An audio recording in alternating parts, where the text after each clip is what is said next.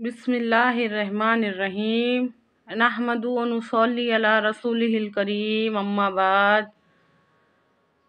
آپ لوگوں نے شاید اس بات میں غور کیا یا نہ کیا، غور کرو اس بات میں۔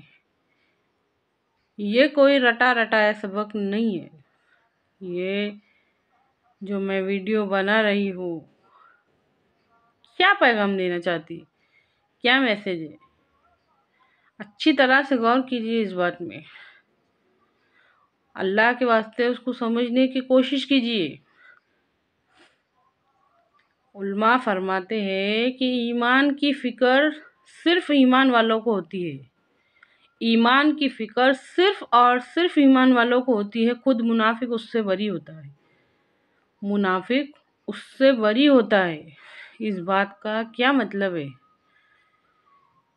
جس کے دل میں ایمان رہے گا اس کو فکر رہیں گی کہ میرا ایمان درست ہے یا نہیں، میرے ایمان درست ہے یا نہیں، اس کی فکر صرف ایمان والا کرے گا۔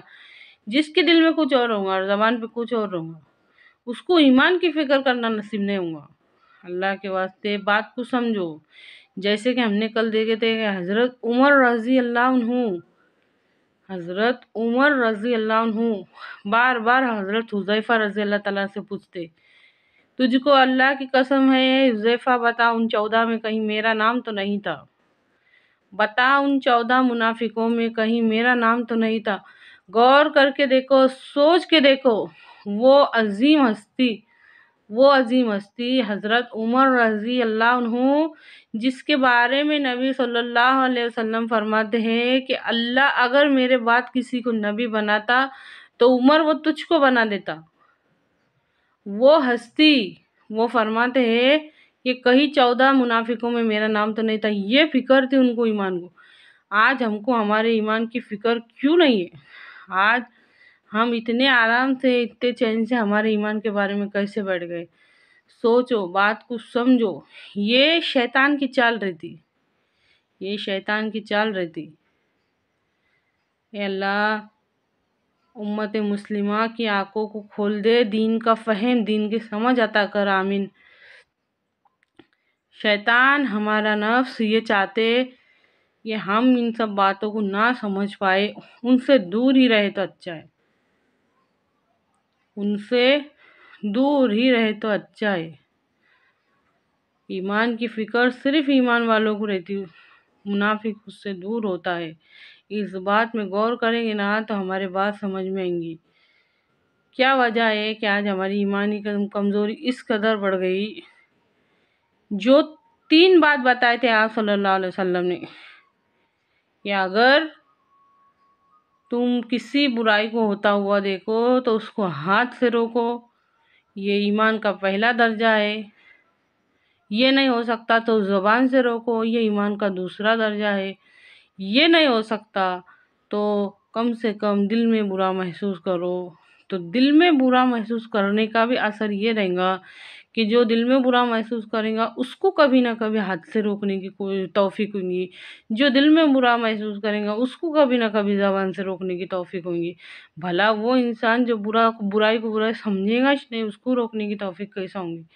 اچھی طرح سے سمجھیے میری اس بات کو، اللہ کے واسطے اس میں غور کیجیے، غور کیجیے۔ یہ کوئی رٹا رٹایا سبق نہیں ہے۔ اگر ہم یہ بات سمجھ گئے نا، بہت کچھ سمجھ گئے، کیونکہ انسان اپنی سمجھ کے اوپر، اپنی نسل کو، اپنے بچوں کی تربیت اپنی سمجھ کے اوپر، اپنی سوچ کے اوپر، کہ جو چیز کو میں اچھا سمجھتا ہوں میں میرے بچوں کے واسطے اچھا سمجھوں گا، یہ اس کا خیال رہتا۔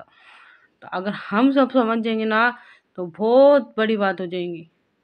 اللہ کے واسطے غور کیجیے، اس بات میں غور فکر کیجیے۔ عمل سے زندگی بنتی ہے، عمل سے زندگی بنتی ہے۔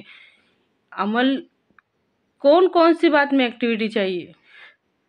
شعبہ دین 5 شعبے ہیں، 5 ارکان نہیں ہے، دین 5 شعبے۔ معاملات میں عمل چاہیے، معاشرات میں عمل چاہیے، اخلاق میں عمل چاہیے، ان سب باتوں میں عمل چاہیے، اس کے اوپر عمل ہونا چاہیے۔ اگر انسان کے اندر سے یہ 3 چیزیں نکال دی جائے، سمجھ، ارادہ اور اختیار، تو اس کے اندر کیا بچے گا؟ اچھی طرح سے سمجھیے اس بات کو۔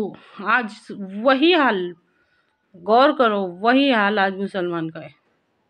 اسلام کے واسطے اس کے اندر یہ تینوں چیز نہیں ہے، دین کے واسطے، دین کے عمل کے واسطے اس کے اندر یہ تینوں چیز نہیں رہی ہے۔ نہ اس کو دین کی صحیح سمجھ ہے، نہ اس کے دین کے واسطے ارادے بنتے، اور نہ ہی اس کے اوپر عمل ہوتا۔ اسلام کے 5 ارکان کے واسطے ارادے بنتے، ان پہ عمل ہو جاتا، وہ بھی کس کا ہوتا، کس کا نہیں ہوتا، لیکن اسلام کے یہ دین کے 5 شعبوں کے واسطے نہ ارادہ بنتا، نہ سمجھ آ رہی، اور نہ اس کے اوپر عمل ہو رہا۔ اچھی طرح سے سمجھیے، کسی لنگڑے لولے کو، کسی اپاہج کو اللہ تعالیٰ نے مجبور نہیں کرے لائے کہ تم یہ کام کیسے کرو، لیکن جو صحیح سلامت رہیں گا، جس کے پاس ہر چیز رہیں گی، پھر اس سے حساب کتاب نہیں ہوگا۔